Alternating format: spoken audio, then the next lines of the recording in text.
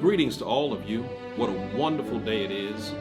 And it is my pleasure to be able to come to you at a moment like this to celebrate our graduates of 2020. To you, I say congratulations. And in spite of all the challenges that you've had surrounding your graduation, we want you to know that we're praying for you, that we believe the best is still yet to come for you, and that God not only has high expectations of you, but he expects you to have high expectations of him. I have just a word that I hope will encourage you, and as we celebrate you, keep these things in mind. The great educator and former president of Morehouse College, Dr. Benjamin E. Mays, once said these words: "The tragedy of life does not lie in not reaching your goal. The tragedy lies in having no goal to reach. It isn't a calamity to die with dreams unfulfilled, but it is a calamity to not dream. It is not a disgrace not to reach the stars, but it is a disgrace to have no stars to reach for. Not failure, but low aim is that which is sin." I've come to you at this moment, and we've come at this time to celebrate and recognize and applaud those who have not only dared to have a goal, but those who have also, through tenacity, hard work, perseverance, and fortitude, have accomplished the goal that they set before them. From pre-K through high school and college and graduate school and trade school and professional school, you have done it. You did what you set out to do. You have dreamed, you have aimed for the stars, and at some point, though you may have fallen and possibly slipped, you have had the audacity to rise up and complete the task that is set before you. So though you are celebrating at different levels of accomplishment, different levels of how you have achieved, you are more importantly at a place where you are fulfilling a part of your destiny and paying on the layaway of your contribution to your community, your family, your church, your ancestry, yourself, and ultimately to God. What you have accomplished is a piece of the puzzle to a larger picture. This, of course, speaks to the fact that, one, you have purpose on your life. God ordained your existence. And you need to understand that because he ordained your existence, there is something for you to do. Two, your purpose is tied to the tapestry of other folks' purpose. You are a piece of the pie, but not the whole pie. You are a patch on the quilt, but not the entire quilt. So ultimately, whatever you have done is not just for you. Somebody else is depending on you to complete what you are supposed to do. And thirdly, your purpose manifests in pieces. That's the lesson we learn. It doesn't all come at once.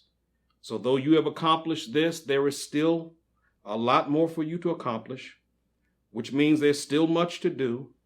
You have reached a piece and a place in your goal, but the journey continues. This class of graduates is a sort of what I call different breed.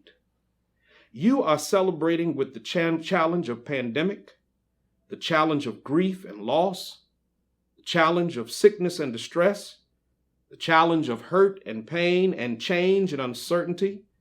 You are in a place where you have to deal with the struggles of racism, the upheaval, the inconsistencies of life. And yet, in spite of all of this, you have still accomplished your goal. You are graduating in a time of a failing economy where character is in a coma, integrity is on life support, and faith has been defined as cars, houses, and success.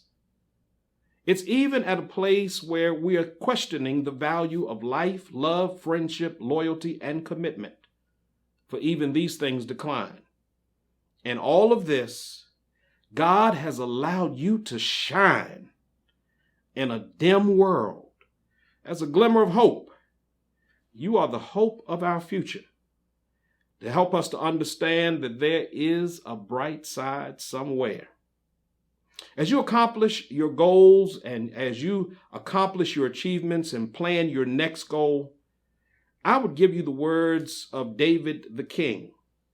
That's the David that's in the Bible, the father of Solomon, as he spoke to Solomon and prepared Solomon to sit on the throne. It comes from 1 Kings chapter 2, verses 1 through 4. And the first thing that David says to him that I'll say to you is, in light of all that you have accomplished, remember to be strong and show what you're made of. You've studied, you've done what you were supposed to do, you've put the time in, you've given your effort and your energy, and once you have sown the seed, there is an expectation that the seed will grow and prosper. Now is the time for you to take what you've learned, to be strong, and to show what you're made of. But not only that, David told his son Solomon in approaching the throne that while you're being strong and showing what you're made of, do what God tells you. Walk in the path that he shows you. In other words, fulfill your obligation to God. Do what it is that you have to do to keep God in the forefront of your mind. Remember, the goal that you accomplished, though you put in a lot of work and a lot of hours and possibly a lot of studying and a lot of this and that, if it had not been for the Lord on your side, you would not have been able to have the strength and the resources that you needed to accomplish what you accomplished. God gave you resources, he gave you people, and he gave you opportunity. He gave you the strength. And so in the midst of all of this, make sure that you don't forget your obligation to God.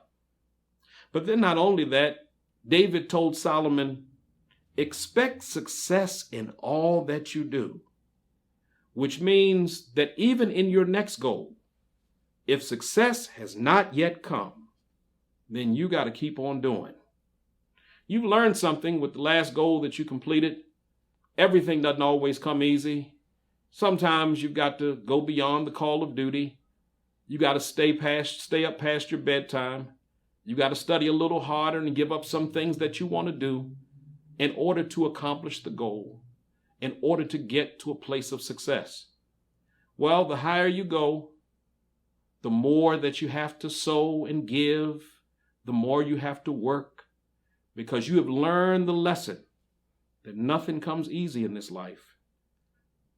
But not only that, it is David who says to Solomon, remember that the fulfillment of your life is connected to the promises that God has made. Your success was already preordained. It's not that you were waiting on God. God was waiting on you to accomplish the very thing, to put in the work so that it would come to fruition. So now at the fulfillment, remember that it is a promise fulfilled. A promise that God made maybe to your foreparents. A promise that God made to you as you prayed unto him and asked him for strength to accomplish what you accomplished. God did it for you. And if God kept that promise, he's got some other promises he's going to fulfill in your life. Last but not least, I would say this to you. Remember, those promises are not just to you, but it is connected to what came before you and what's coming after you. That's what David told Solomon. You've got your forefathers and you've got the next generation that's going to be able to sit on the throne to keep God's promise, not only to those who came before you, but for those who will be fulfilled in that come after you. As you know, success was the destiny of Solomon, and success is also your destiny. Success is all over you. So do something with what God has blessed you with. May God bless you. May his face shine upon you. May he bless you in your coming and in your going. May God be gracious toward you. And may God protect you from evil. May he give you wisdom to make good decisions. And may he give you courage to make a difference. Remember, if you think you are beaten, you are. If you think you are done and outdone, you won't.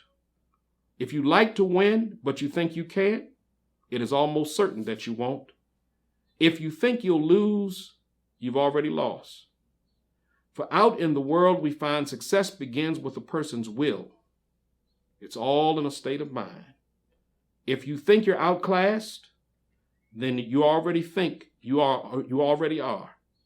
If you got to think high, you got to think high to rise.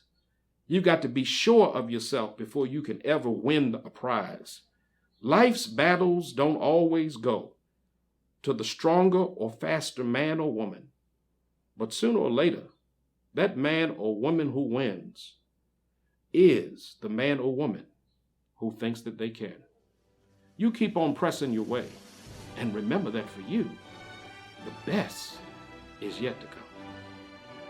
Congratulations.